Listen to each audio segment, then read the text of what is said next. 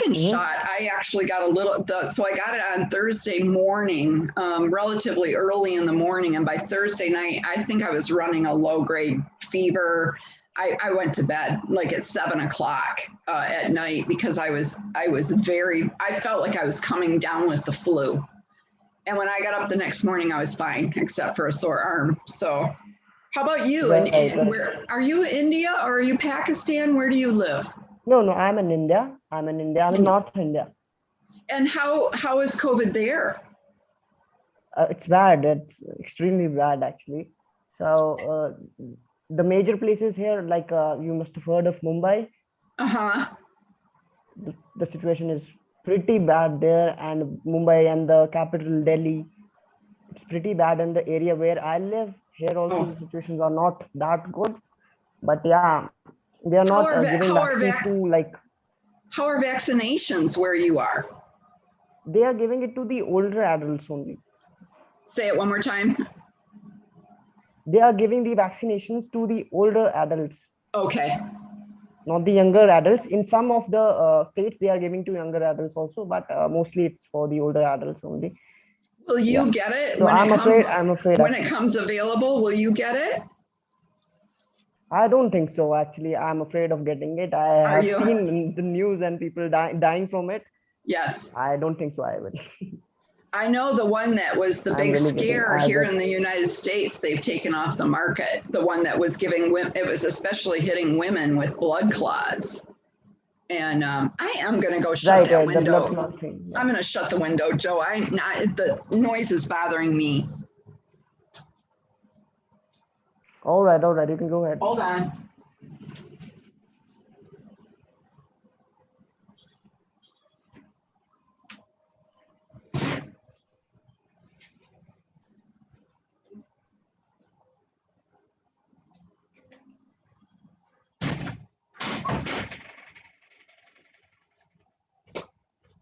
Can you tell a difference?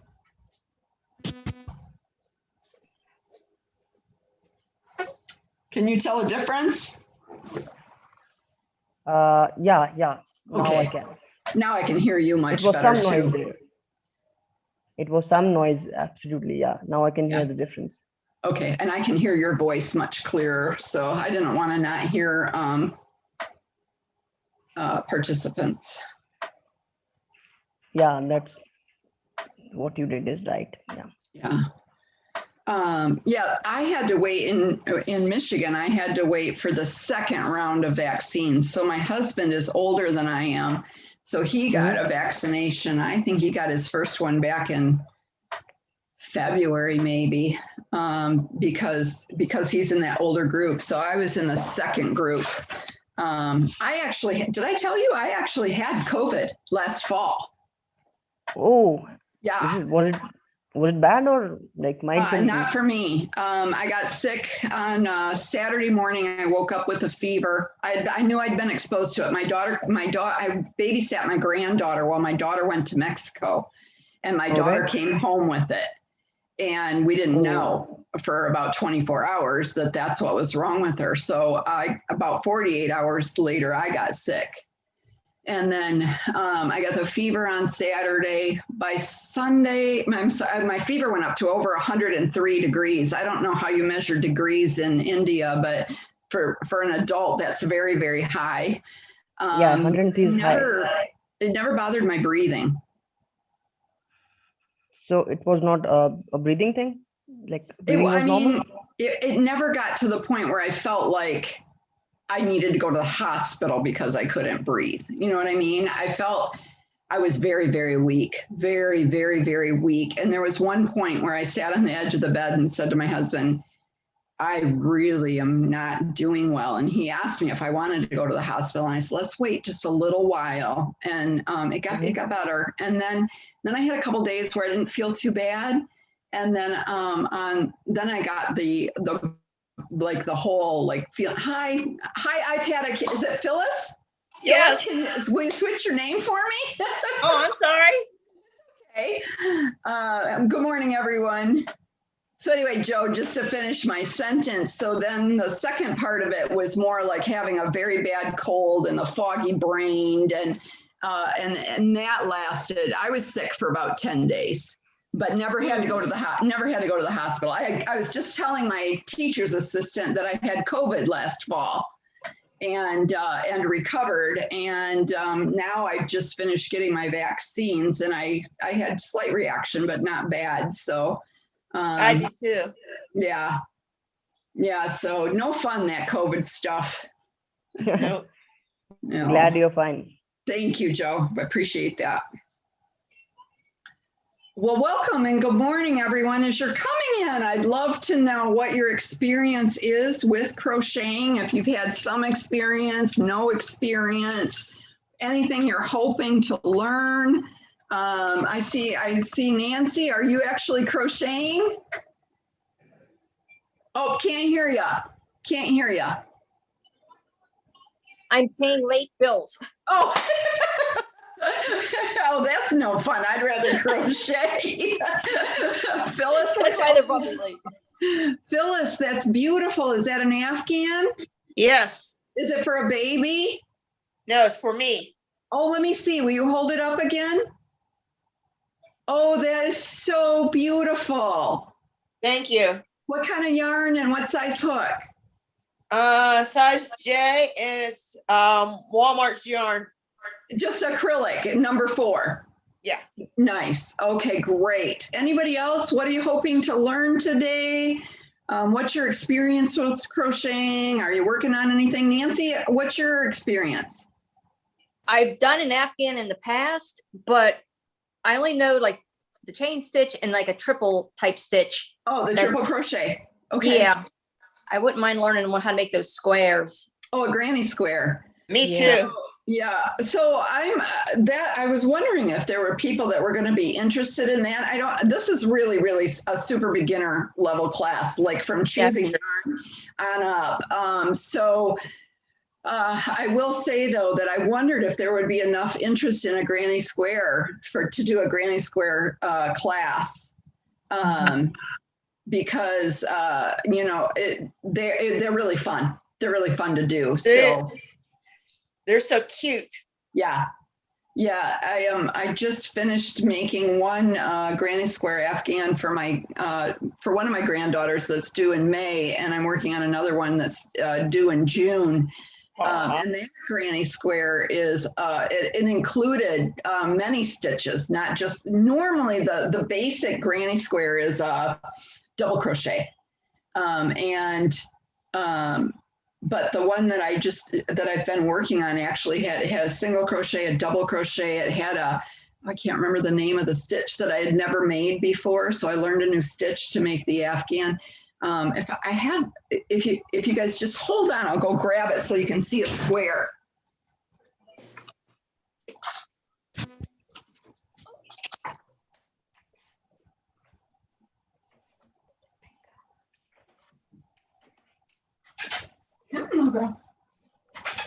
See. Hi, everyone.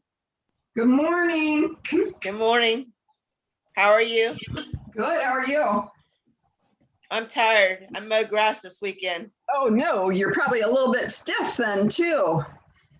So this is the here. I've got two. Let me just hold up one. This is one granny square, and I don't know if you can see all the different stitches that are in that. I'll hold it up close.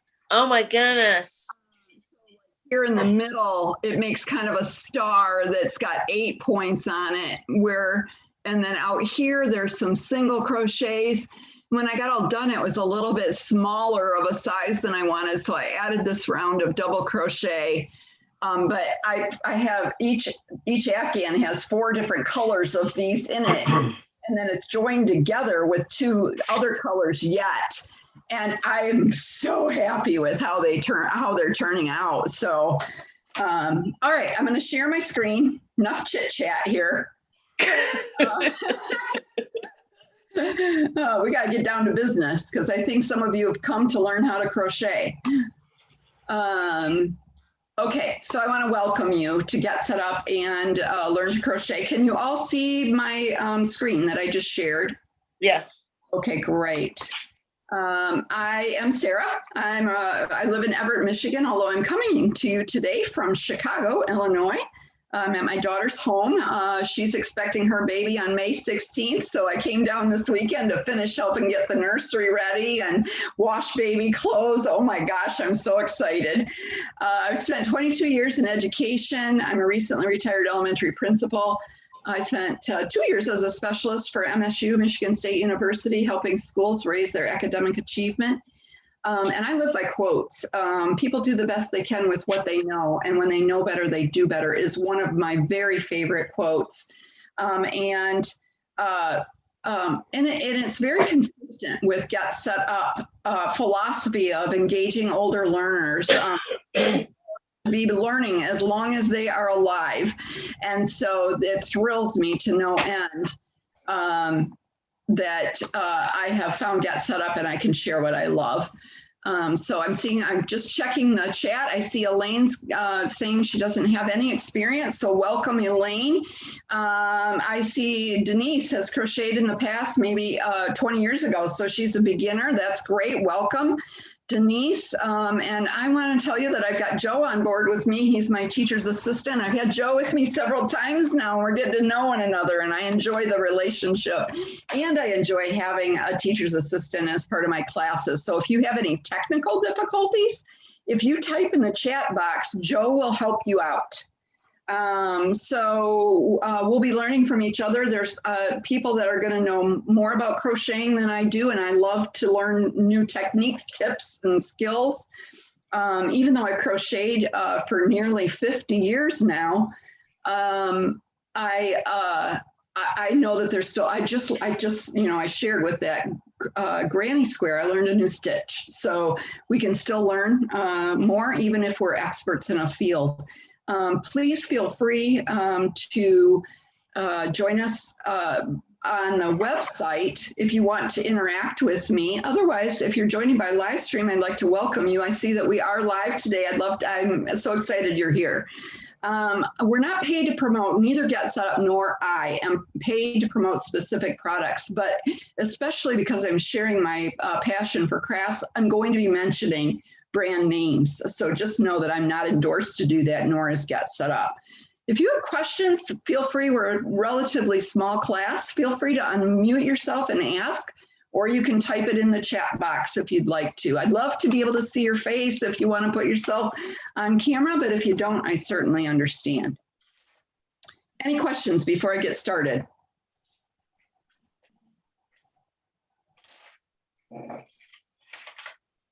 All right, let's get going then. So our agenda today, I'm going to talk about how to choose the right supplies.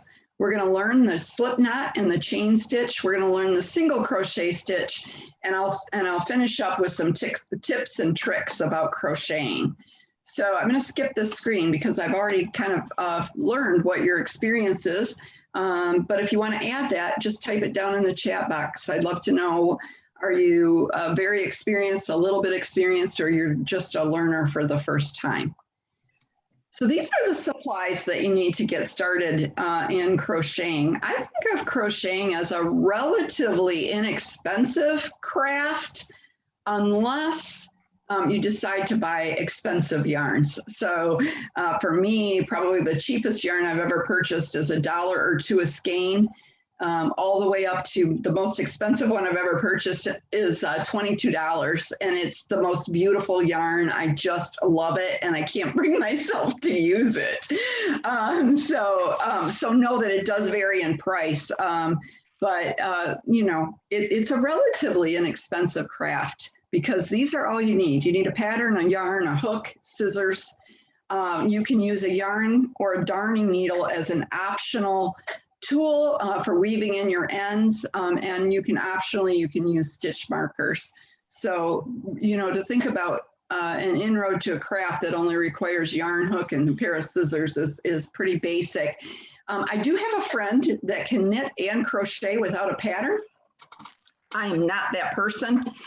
She literally can make herself a top just by imagining what it should look like when she gets done. That is, I think, a very atypical skill. And so we are going to talk a little bit at the end about how to read a crochet pattern. And if you have an interest in knowing more about reading patterns, knitting and crocheting, I'd love to know that. If you type it in the chat box or when you get your feedback option after I finish the class, and you get the email from me, there's an option to give me feedback. If you put it in there that you're interested in that, I'm kind of trying to decide whether there's enough interest and need for just a pattern reading class to offer that in the future. So this is a typical skein of yarn, and I'm going to talk a little bit about how you read the label. Now, when I started crocheting when I was in my teens, 10. I think I made my first chain stitch when I was 10 years old. There were not a lot of choices with yarn. But now when you walk into a yarn section at a big box craft store like Joann's or Michael's or Hobby Lobby, the choices are endless. And so knowing how to read the label is important. So there's several pieces of information on this label. There's the weight of the yarn, which is represented here inside this little skein icon. And the average yarn is 4, but it can go as little as 1. And I think I've seen as high as 9 at this point, which I'm going to show you an example at the end of a blanket that oh no, I'm sorry, I knitted that. So I'm not going to show you an example in this class, but I did make a knitted Afghan. I mean, the yarn is like this big around. It's huge. Goes really fast. That's the upside. It's also a lot more expensive to make a blanket in that very large yarn because you need, I think I needed like 10 skeins of it or something. So it was a little bit more expensive of a project. But you want to look for that. You want to look for this number. And then there's this weight. So there's the weight that tells you the size or the circumference of the yarn, but there's also the weight of what is in this skein. And in this case, we've got 7 ounces in this skein or 200 grams. So in the United States, a lot of times we read things by ounces, but if you're in the UK or another area of the world, you may do it by grams. And so the weight that's in here is important because your pattern will tell you usually how many ounces you need to complete a project. So for example, if I was making a sweater that required 9 ounces, I would know that I would need to get 2 of these skeins in the same color to finish my project. So that's the importance of knowing the weight. Sometimes most often it will also tell you how many yards or how many meters are in this skein. So this is one endless, piece of string that is 415 yards long. So most patterns will say you need this many ounces and or this many yards, but not all of them do. And so knowing how to understand both is important. Read it on the label. The other thing that this tells you is the fiber content. So this yarn happens to be a 90% acrylic and a 10% alpaca wool. So it's a blend. If you walk into a Walmart right now, the majority of the yarn, will be acrylic, 100% acrylic. But they'll have some exceptions to that. But when you see, especially when you start getting into your blends, you need to pay careful attention to your washing instructions. So one of the projects that I was doing for a while was it's called a couple things. Boiled wool is one of them. Felting your yarn is another. You need 100% untreated wool to do that. And you stitch it really big and then you wash it in hot water and it shrinks down to fit. If you accidentally get that 100% wool yarn, you could, ruin your project. So knowing the washing, knowing the content and knowing the washing instructions are both very important. Can't let you out now. No. And then the final thing that's on this label that's important is it tells you what you're going to get if you swatch it. And a swatch is, and this is what you're going to see me do a sample of today. A swatch is just a small piece that ends up being 4 by 4. Usually all the swatching that I've seen on yarn tells you a 4 by 4 outcome. And that's 4 inches by 4 inches. And what this is telling, well, let me go to the next screen, which actually is a close-up of this. So this is telling you that if you do a 4 inch by 4 inch swatch on a size 9 needle, or sometimes the needles are only labeled with the millimeters, 5.5, and you put on 16 stitches on your needle and you stitch for 22 rows, you should end up with a 4x4 swatch. So let me go at it from another way. You've got a pair of size 9 needles. You put 16 stitches, you cast on 16 stitches, and you knit for 22 rows. It should be 4 inches wide by 4 inches tall. I'm sorry. I am so sorry. I'm telling you knitting and we're crocheting. That's not very helpful, is it? Let me switch over to this little box. If you're using a J hook and you do 12 single crochets and you crochet for 15 rows, your swatch should be 4 inches by 4 inches. So you're using a J hook, which is, you know, this is my J hook right here. I do 12 stitches wide, 15 rows long. It should end up with a size 4 yarn. It should end up 4x4. Now, why is swatching important?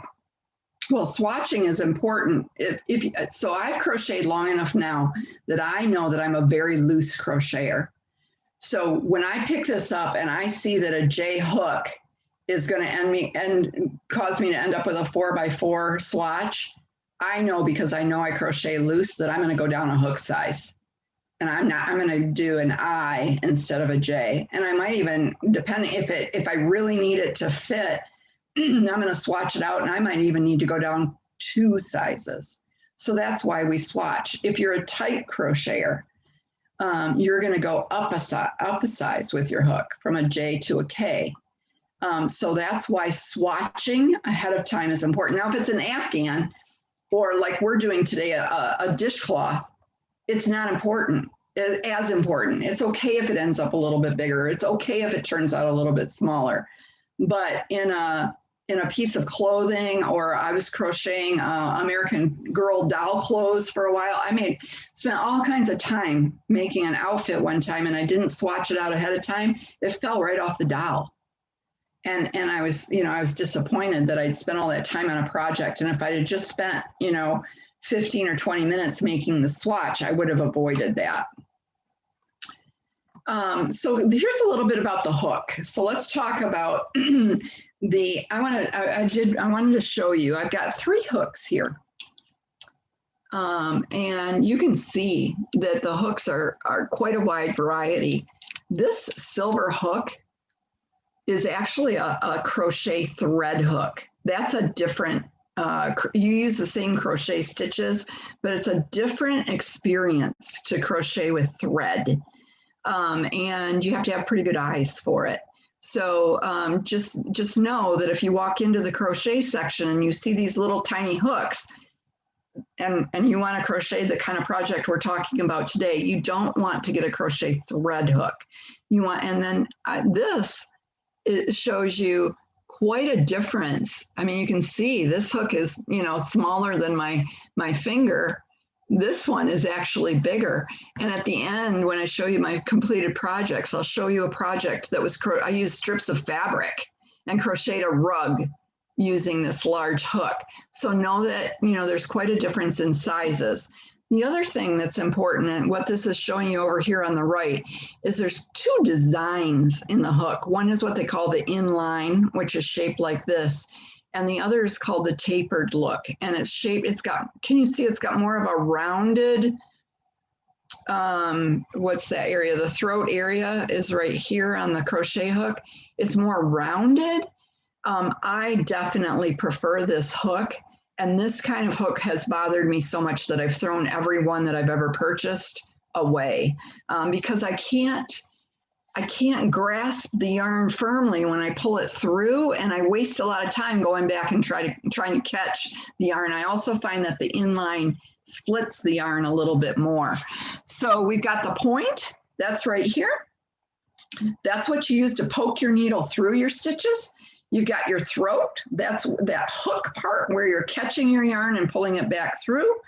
We've got the shaft, which is what they measure to tell you the size. So my J hook that I used, or I'm sorry, I used an I hook for this project today, a size 9 is 5.5 millimeters around. That's that measurement right there. That's also the part that goes back and forth through the stitch. It's got a grip on it. Now I'm going to show you, go back to these 2 hooks again and show you, this one has that grip, and it makes holding the needle a much more pleasurable experience. This very large one doesn't have the grip built in. It's okay, and I could do it, but I sure enjoy the hook with the finger grip on it. So that's another thing to look at when you're picking out your hooks in the store. And then you've got your handle, and the handle is where it is the part that rests in the crook of your hand. So those are the parts of the hook, and that's what you need to know about choosing yarn. Are there any questions so far on either one of those things, the hook or choosing the yarn?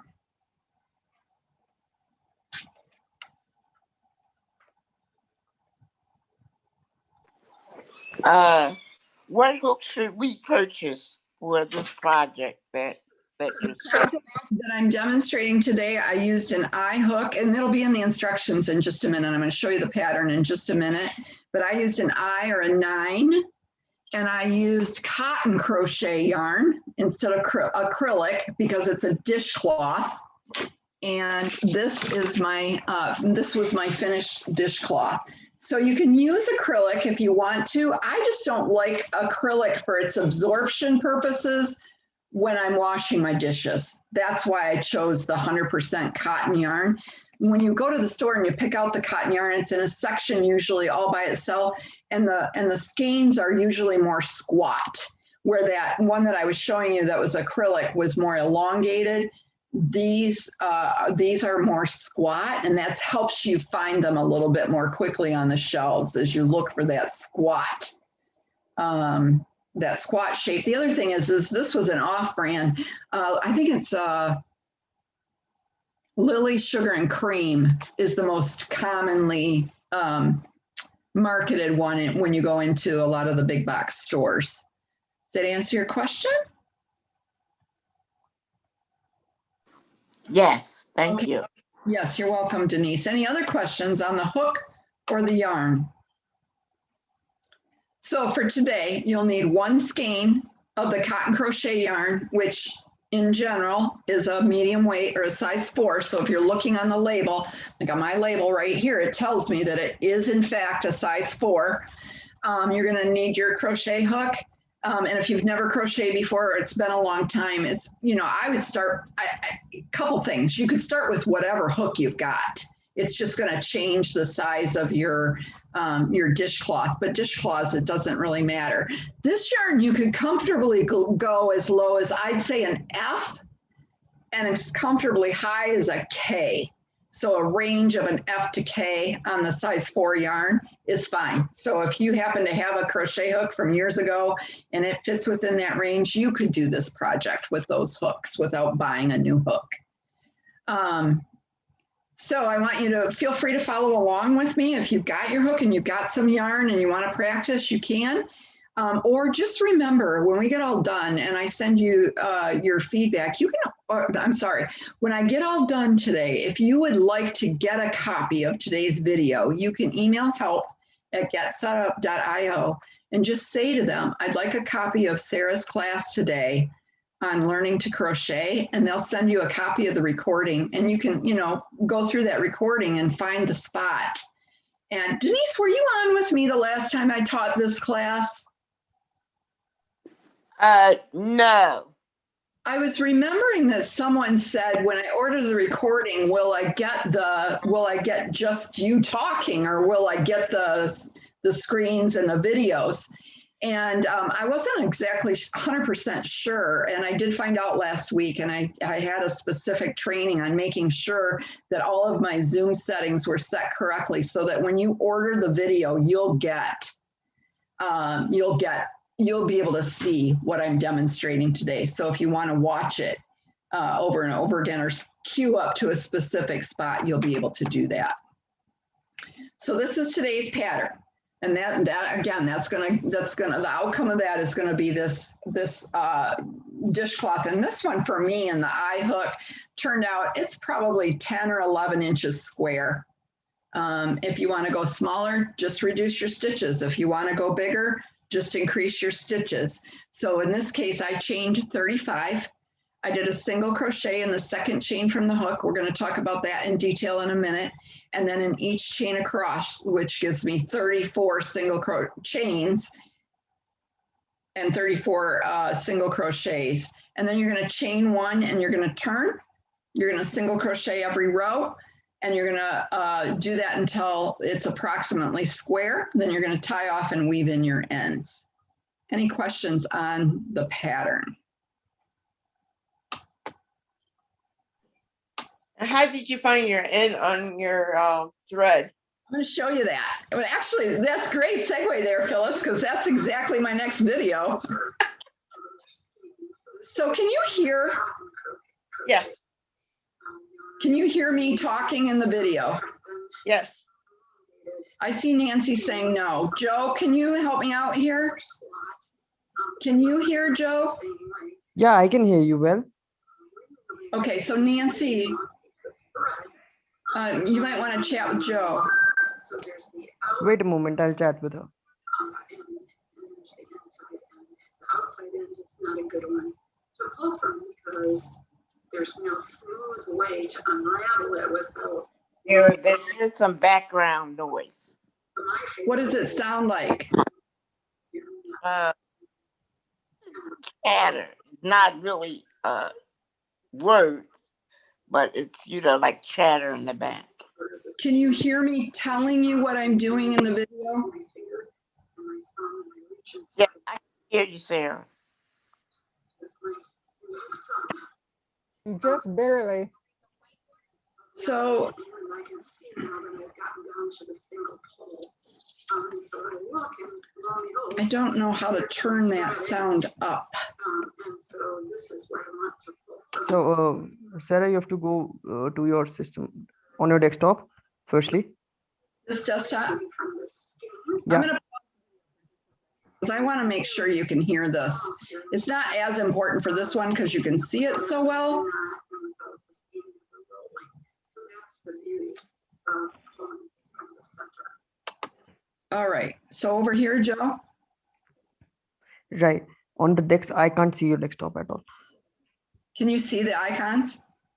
No, I cannot see it. But Okay. you can. I see share sound.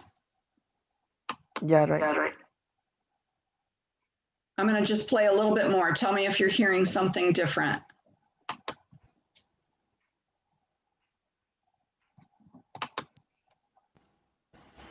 This is how we find This the is better. center of our skein. So this Can you is a hear skein better? of Better. cotton crochet yarn or knitting yarn, different than an elongated skein. This one's more elongated, this one's a little more squat, but they work pretty much the same way.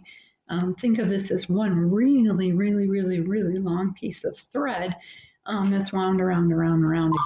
So there's the outside end and there's the inside end. The outside end is not a good one to pull from because there's no smooth way to unravel it without rolling the skein all around. So my favorite way is what I'm going to show you right here, and that's that you kind of poke into the center. You keep poking until you get as close to the center of the skein as you possibly can. And then I take my finger and I reach inside there.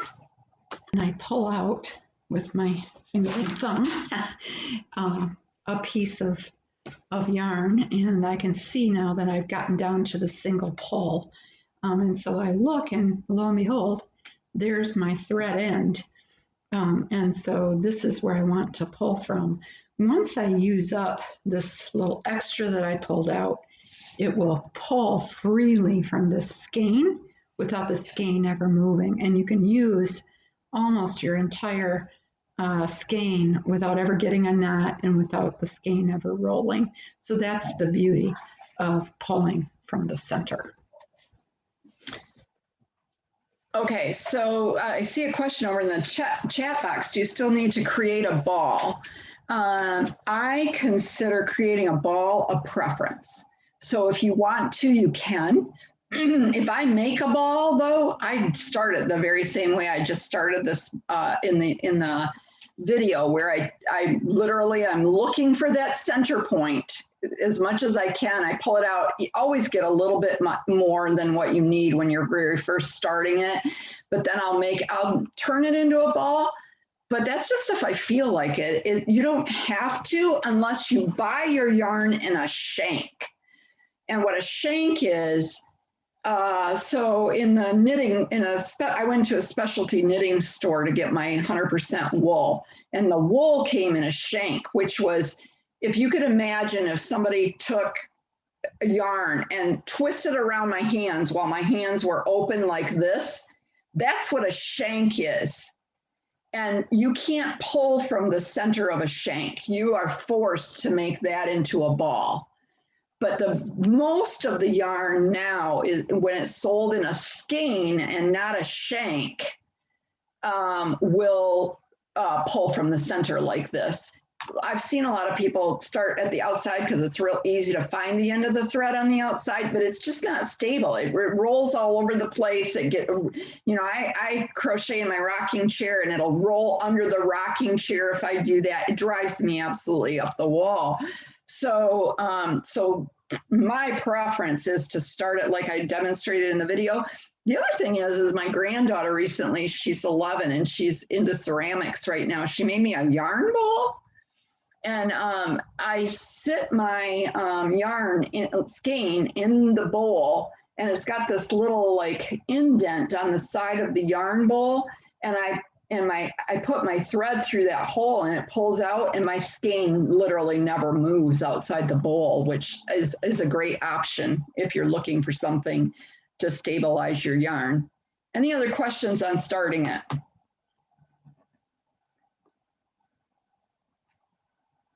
Okay, the first thing that you need to do is you need to make a slip knot. Now, is this 100% do you need to make a slip knot? No, you can start it by making a little tiny knot and working your needle through the knot, but the slip knot makes life a lot easier. So I'm going to demonstrate, and I've probably online seen at least 10 different ways to do this, and I bet there's probably 50. This is just one way, and I'm showing you on a flat surface. Normally I do it around my fingers in the air, but I'm showing you on a flat surface because it's a little easier to demonstrate. So this is going to demonstrate making a slip knot. Here's the end of your yarn right here, and at the tail, wherever your tail is. And I go, I don't know, three inches up or so, pick it up and just curl it around so that it makes a loop.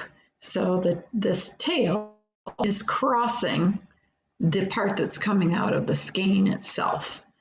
And then you just take this tail, poke it up underneath, and grab it. And then holding on to both the tail and the part coming out of the skein with your right hand and the loop with your left, you're gonna tighten that down to make your slip knot. And then you can adjust it by pulling on the thread, or yarn. And when you do that, then that makes your beginning stitch so that you can begin your crochet, for example, your first crochet stitch or your first knitting stitch. But the slip knot is important because it's exactly the right size because of the way you can tighten it, and it also can be pulled right out like magic. Thanks. Any questions on the slip knot?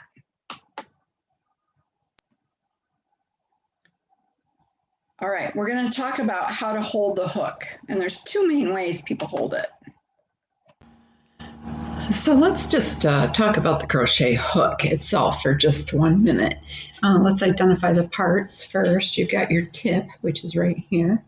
You've got your throat, or this inside part of the hook called the throat, right there. This is your working area. This is the part that goes in and out of your stitches. And then there's always this grip area right here where you hold it. And then there's the handle of the hook. So those are the parts of the hook. There's two kinds of common holds for a crochet hook. One, which is my favorite, is what they call the pencil grip. And basically I'm holding this crochet hook in my hand like a pencil with my thumb and my pointer finger on the grip. So I'm holding it like this. The second way to hold it is what they call the knife hold. Not my favorite, but Vanna White loves it. And it looks like this, where you're holding it. It's still between your thumb and your pointer finger, but you're holding it in this position. Let me show you it from this angle. And those are the two most popular holds.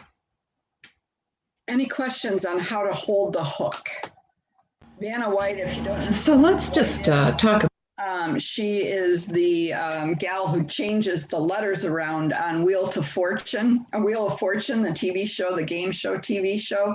And she actually made crocheting quite famous back when she was first starting, because she would crochet on set between episodes and whatnot. And so she published a bunch of crocheting patterns and books. And I think crocheting took a little bit of a surge right around that time.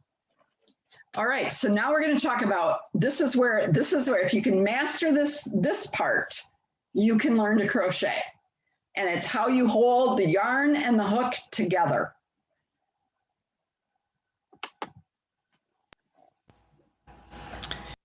So to hold the yarn and the hook together, you have your slip knot already made, and then you've got your hook. Pick up your hook and put it through your slip knot.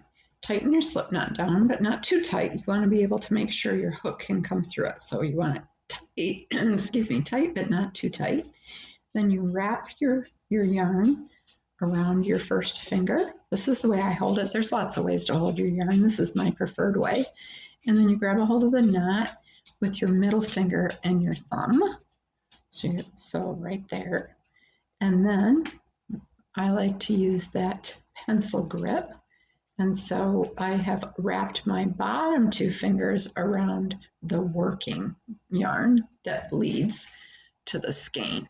So the total hold is wrap around your finger, first finger, hold the knot with your middle finger and your thumb, and you hold your working yarn with your ring finger and your little finger.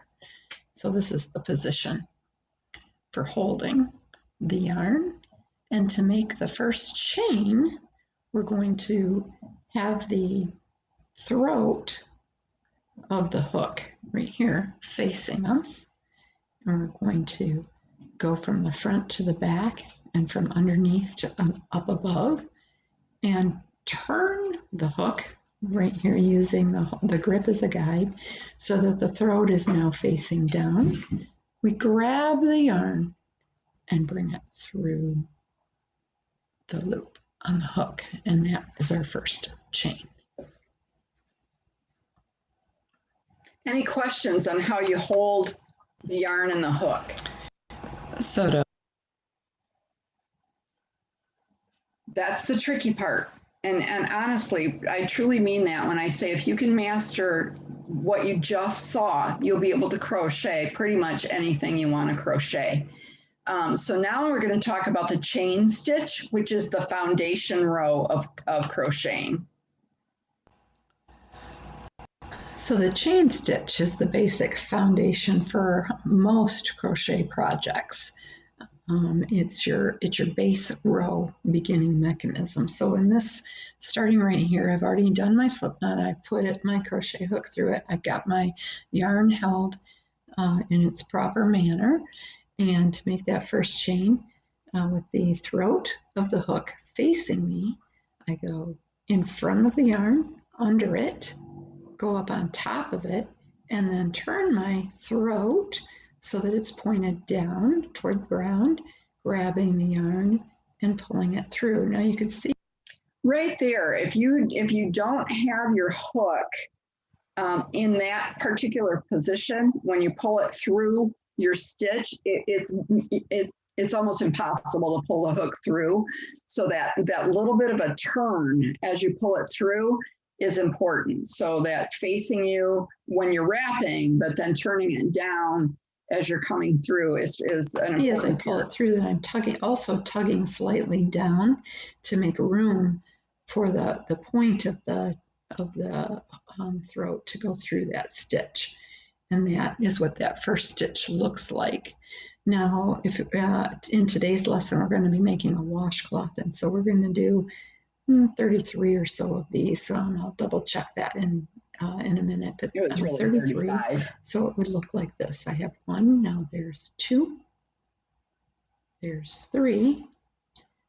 And then it starts to feel kind of awkward or loosey-goosey. And so I just simply move my thumb and my middle finger up, back right under the needle. And I usually do 2 to 3 chains before I adjust my fingers again and move up. There's 3 more. There's 3 more. And that's how you make the chain.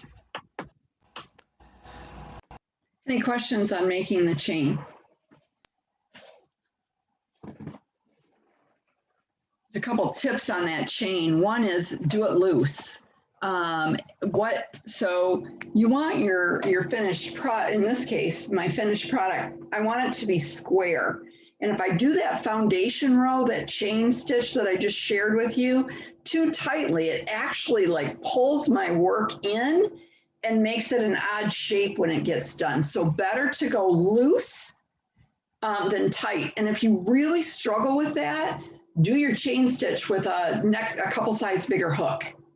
So it's loose, because when you make your first row of, like in this case, we're gonna do single crochet. When you make your first row, it'll pull that all up really nicely, and you won't have to worry about the fact that it's a little bit bigger. But that's a trick for keeping it a little bit looser when you get started. So here's how you count those stitches. Now we want to see how many chains we've actually made. And so we want to know how to identify the individual chains. I like to think of it when I look at it this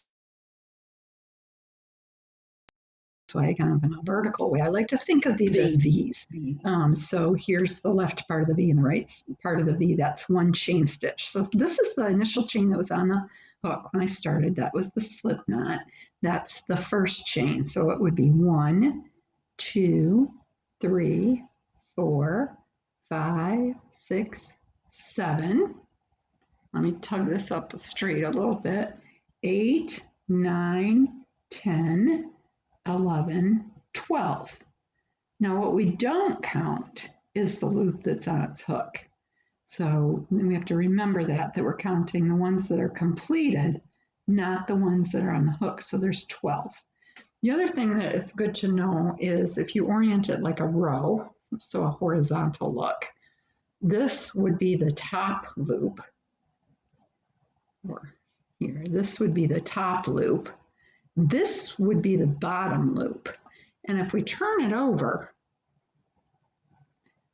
we can tell the front from the back easily, because the back has the bump. And there's actually a way you can use these bumps when you start your second row, but we'll save that for our advanced class. But right now, when we get ready to start our single crochet row, we're going to use that top of the chain. Any questions on how to count it? Now we want one of the things that's important to know is it doesn't matter quite so much when this is that 12 that I'm demonstrating, gives me this is my swatch that I was working on, and this is 12 stitches wide. counting is not such a big deal if you've got a small project and you know in your head that you just counted 12 stitches. But invariably, when I'm making an Afghan, which might have 160 chains, you know, I'll be on 120 and somebody knocks on the door or the phone rings.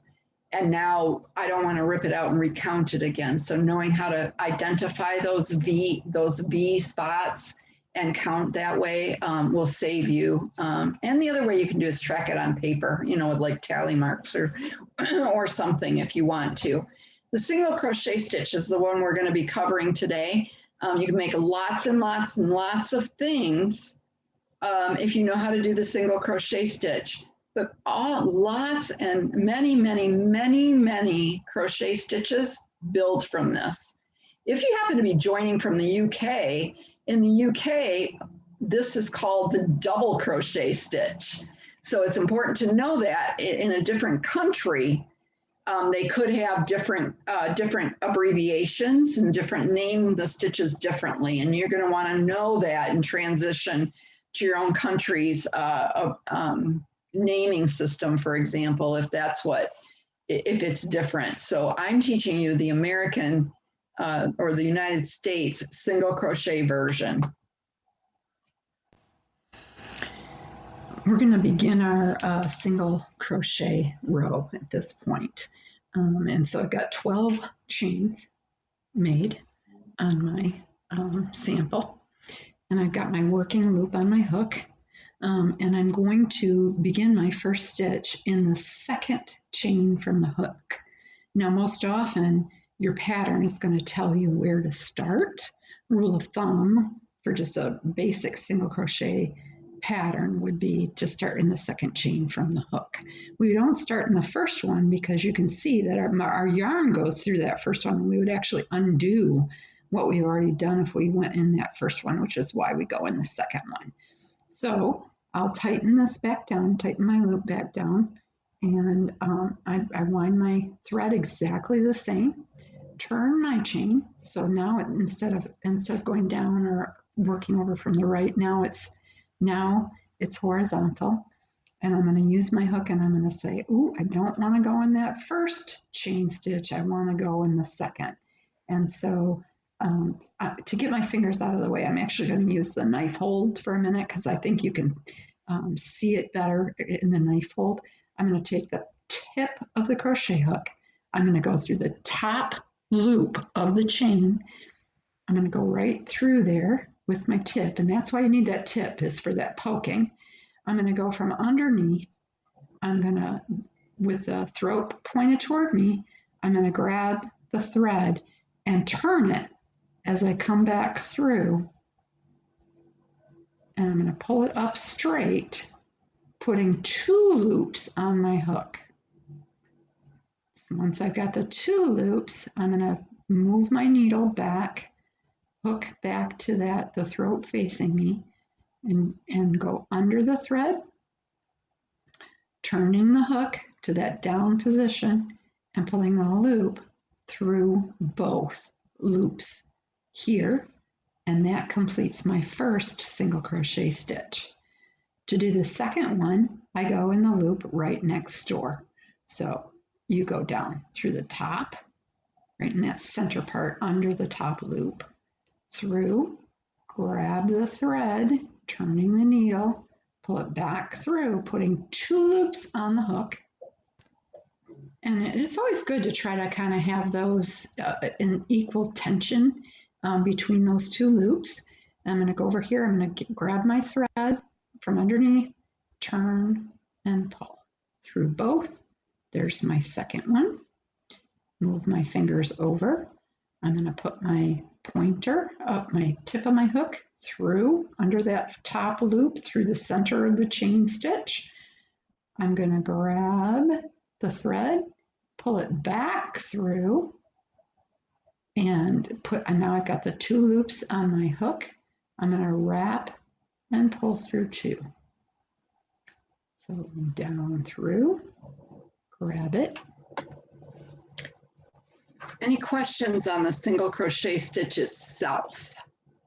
You think you can do it?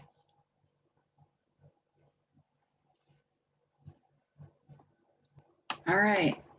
So how we were going to I completed my first row of 12 stitches. Now I'm going to turn it and go the other direction, or go back across, I should say. Okay, let's look at counting and turning.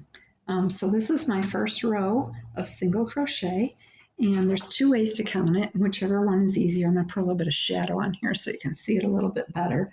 There's two ways you could count it.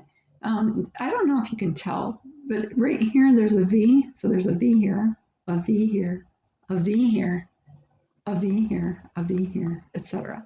And if I counted those, I'd have 1, 2, 3, 4, 5, 6, 7, 8, 9, 10, 11.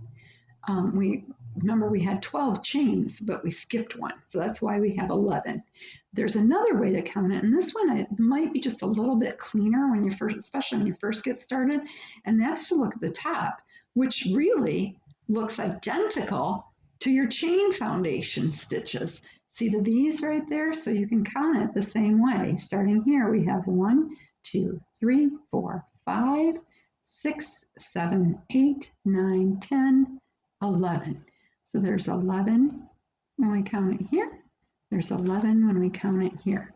Now, to turn and go back the other direction, I'll put my working hands back together. Same hold as before. I'm going to use that pencil hold on the needle, and I'm going to chain 1 before I turn. So I'm going to chain 1. That's rule of thumb with single crochet. So I grab, wrap, and pull through 1, and then I simply take my work and turn it back in the opposite direction. So where we tend to read right to left, we crochet left to right. And so now I'm at the left hand end of the row. And where I'm going to put the needle is, I'm going to use that tip again, the tip of the hook, tip of the needle, and I'm going to put it right here. Now, if you're wondering where that is, if you look at the top, what I've done is I've put it directly under the V-stitch with nothing else in the way. And that's where I'm putting the hook. So once I get it through there, I wrap and pull, putting 2 back up onto the hook again, and then I wrap and pull through 2. So let me show you again. So I go in from the front right here, which is under the V-stitch, right there. Wrap and pull, 2 on my needle, wrap and pull. So through, wrap and pull, wrap and pull through 2. Through, wrap and pull through 2. Through, wrap and pull, wrap, pull through 2.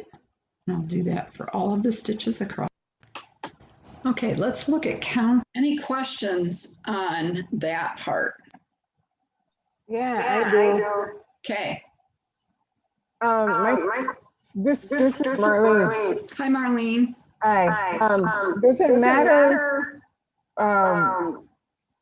the turning?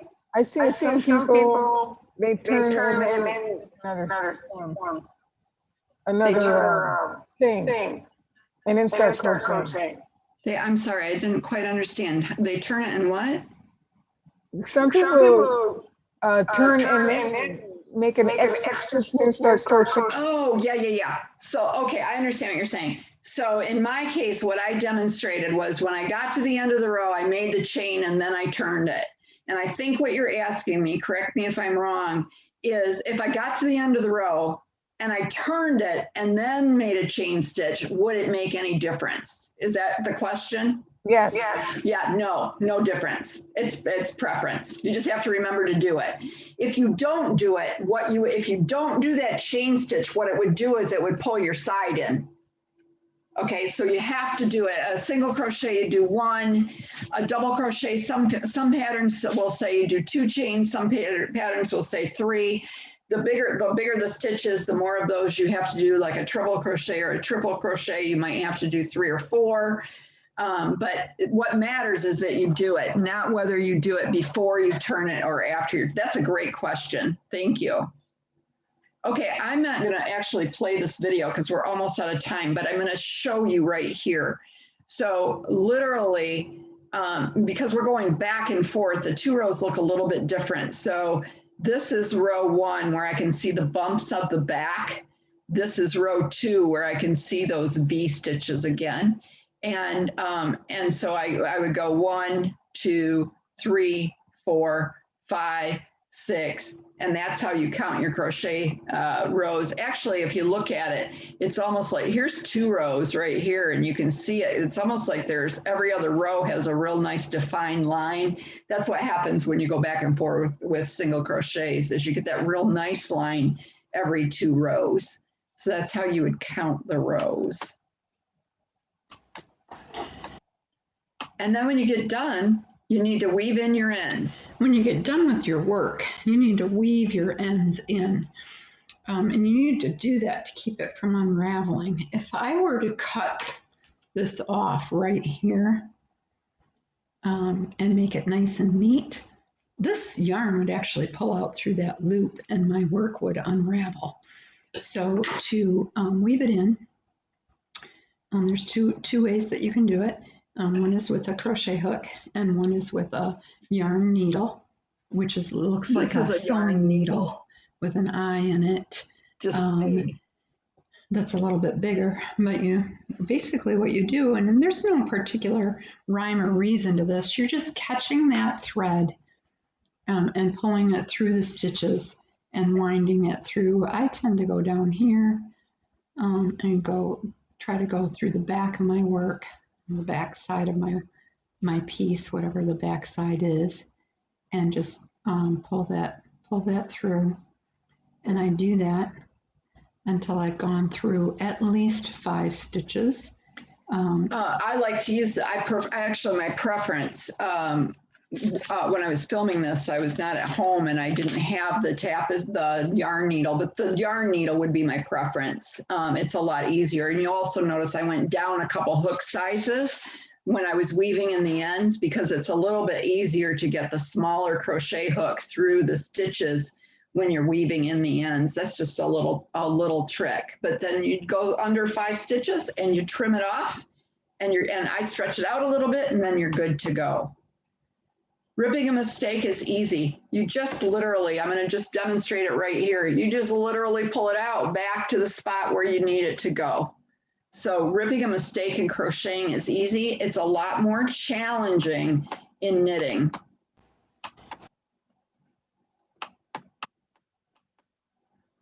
All right, so we're at the end of our time together.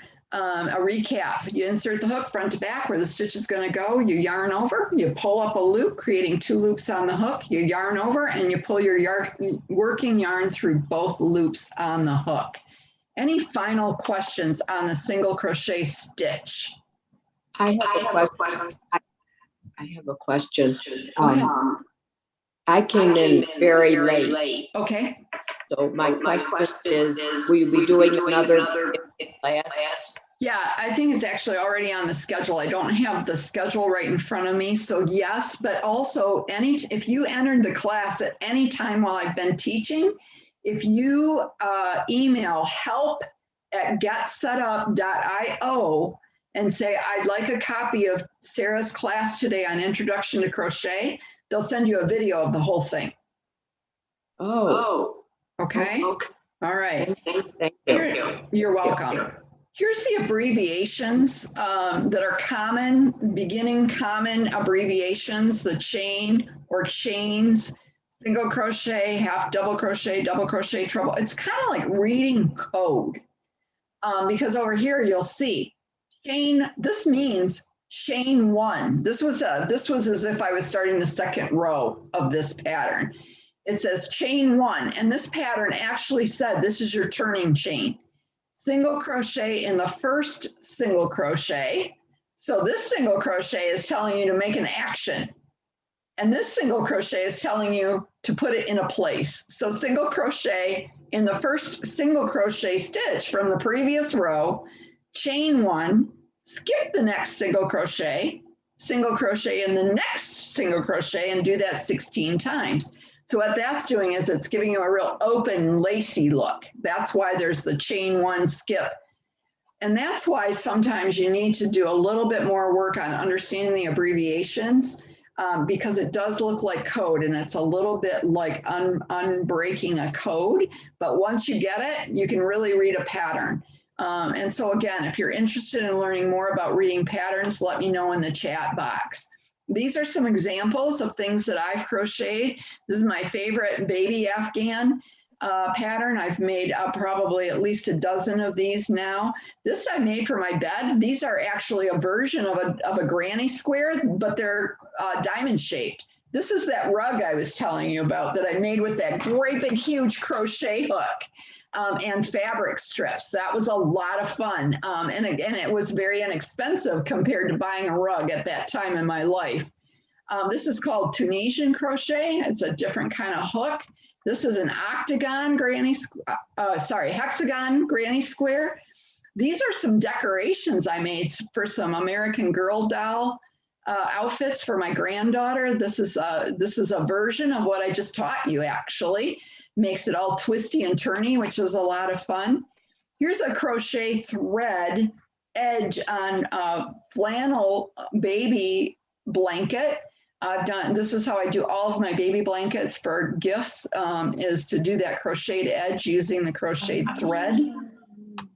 That's a lot of fun. This is an elephant crocheted edge for my daughter-in-law who loves elephants. This is a close-up of the crocheted edge on a baby blanket. That's for my granddaughter who's due in June, who my son loves Star Wars. And here's a resource for the dishcloth pattern that I used today. I want to thank you. We're at 11:01. I'm running over, so sorry. I want to thank you for being with me today. Here's some tips and tricks that I'll include in my follow-up email so that you can see what those are. And just please join me in some more classes. Go to the website, search my name, and everything that I've taught so far, I'm teaching again. So I'd love to have you join us. If you have problems, you can always email Liz at getsetup.io and she'll help you out. Any last questions that you might have for me before I sign off? This is a comment. Sir, you've got an echo on your feedback of your microphone. That is disappointing. I'm so sorry to hear that. And I don't know if that's on my end or your end, Marlene. I'm sorry. Marlene, you've been with me before, right? Yes. Did you notice it before? Nope. Well, It's that's her. Actually, It's echoing on everybody. I'm so sorry to hear that. Issue. Huh? Joe? It's an issue when you like join a meeting like this. You have to leave it and then join it again. Oh, that's good to know. Correct.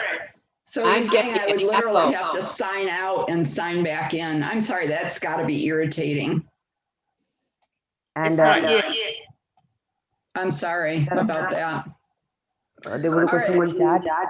I'm gonna stop sharing for a minute. I'm gonna. If anybody wants to stay, so I see some people are asking. If you know, for more, what other classes I'm teaching. If you want to stay on, I'm going to go to the website and I'll demonstrate it so you can see it. But if you need to sign off, you're going to another class or whatever, please feel free to do so. Joe, I think you'll have to stop the live stream if you haven't already. It will stop automatically when we leave it.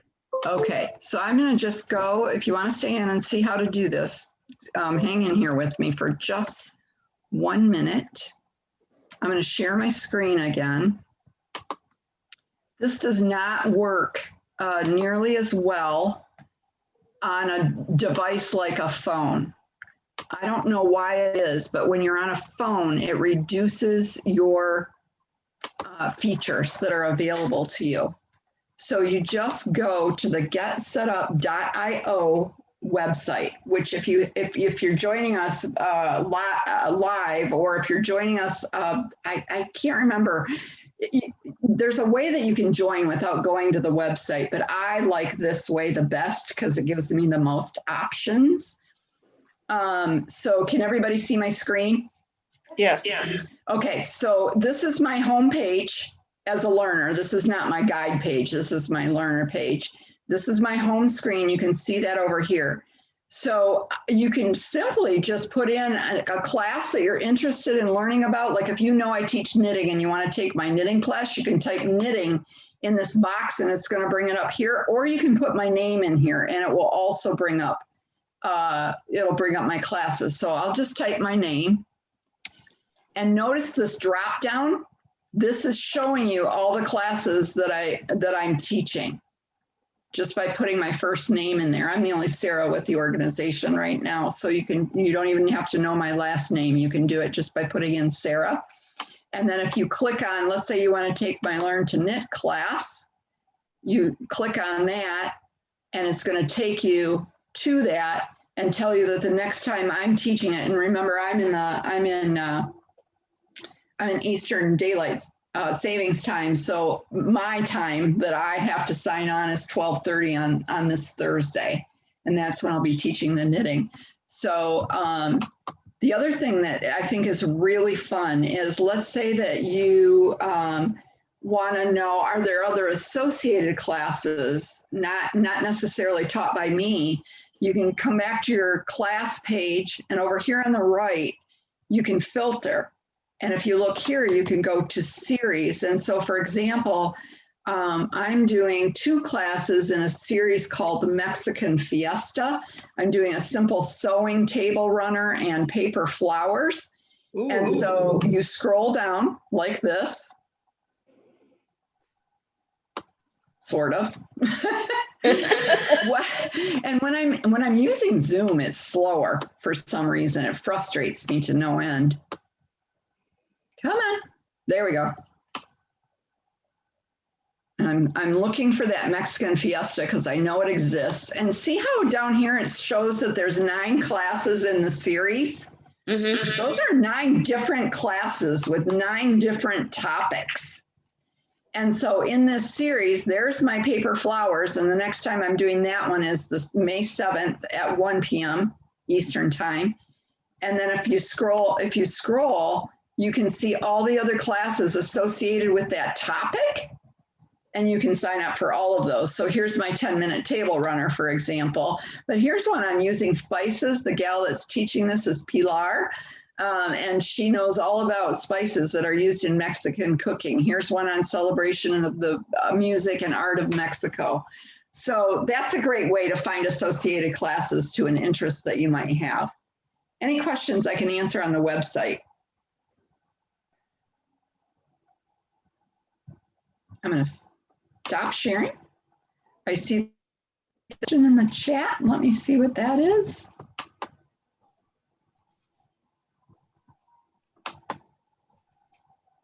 Oh, just a thank you. Okay, so that's it. That's all I've got for you. I don't know why my face disappeared, but it did. It's been just an absolute pleasure being with you today. And I hope to see you again sometime soon. Thank you. Bye. Thank you. You're welcome. Bye.